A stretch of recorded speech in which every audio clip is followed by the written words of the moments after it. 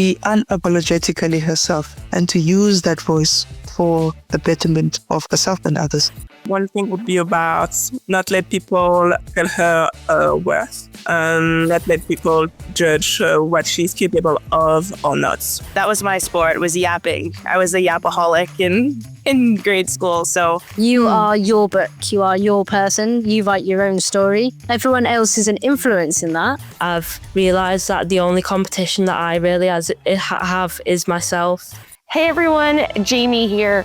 We're gonna try something different. We've now interviewed over 350 exceptional women athletes from over 55 countries around the world. So what we're gonna do is we're gonna mash up conversation. We're gonna start with our 5 favorite pieces of advice to our younger self.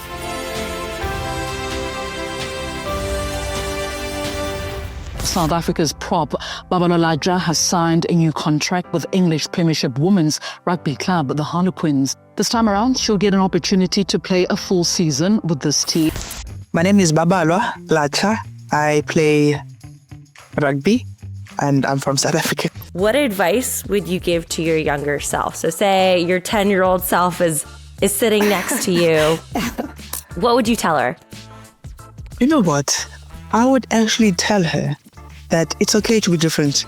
It's okay to look different, to sound different, to walk different, to be different. It's okay to love yourself a little bit more. Embrace who you are a little bit more.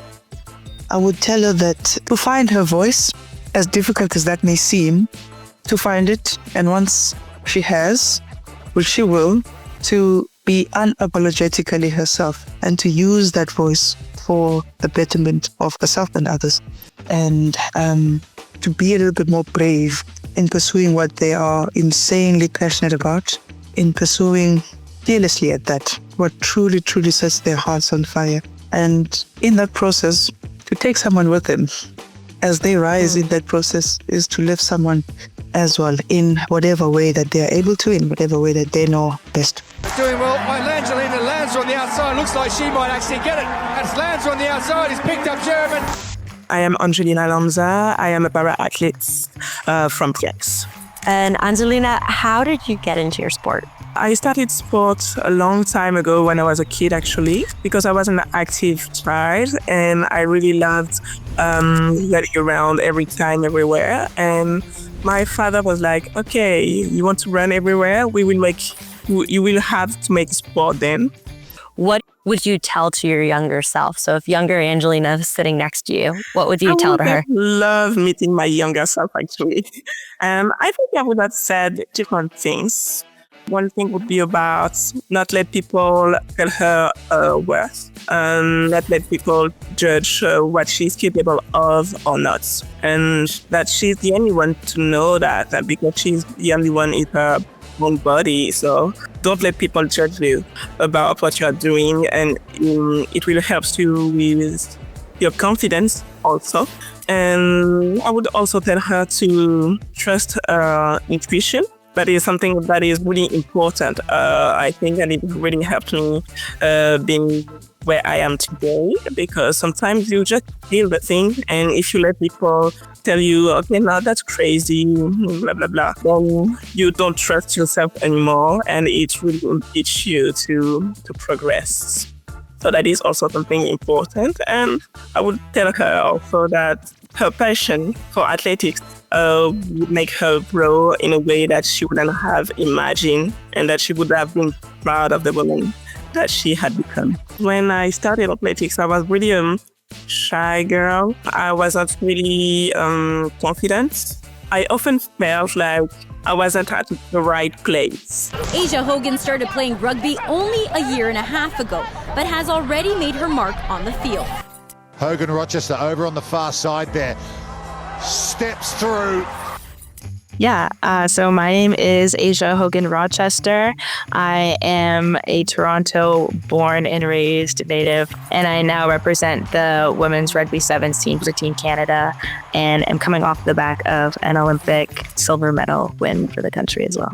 I kind of got into a little bit of trouble when I was younger. I just had a lot of energy.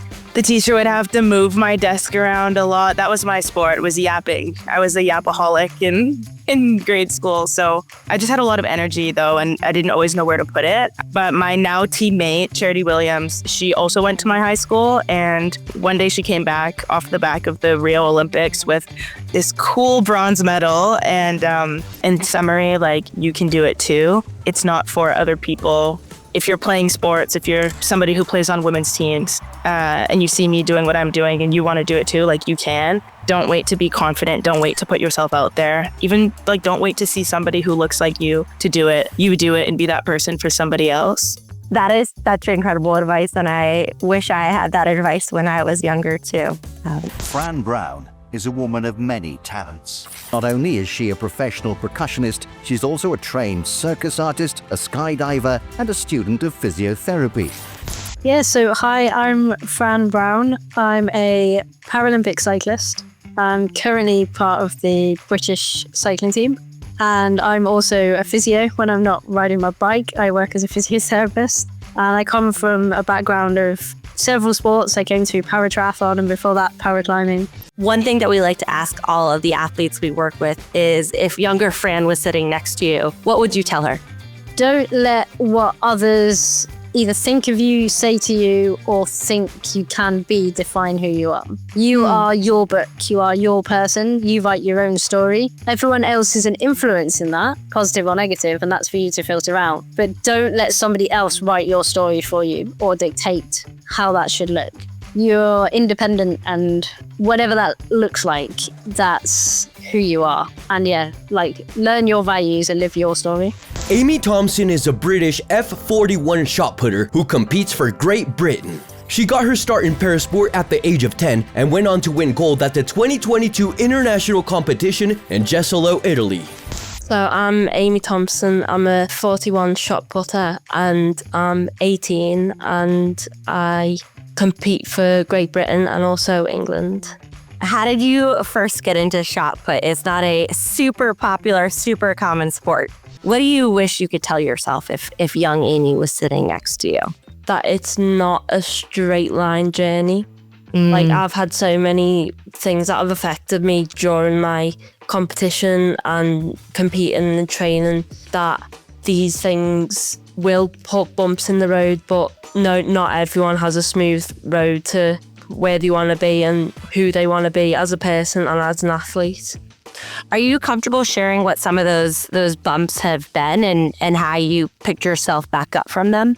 After my international competition in Italy, a couple of months after that, I lost my coach to cancer in August. And it was quite difficult because he was the one that brought me to my first ever international competition, which I'm very grateful that he seen, but it was quite difficult because in that journey we were thriving and we were improving day by day, and yeah, that was quite a shock during that period of time.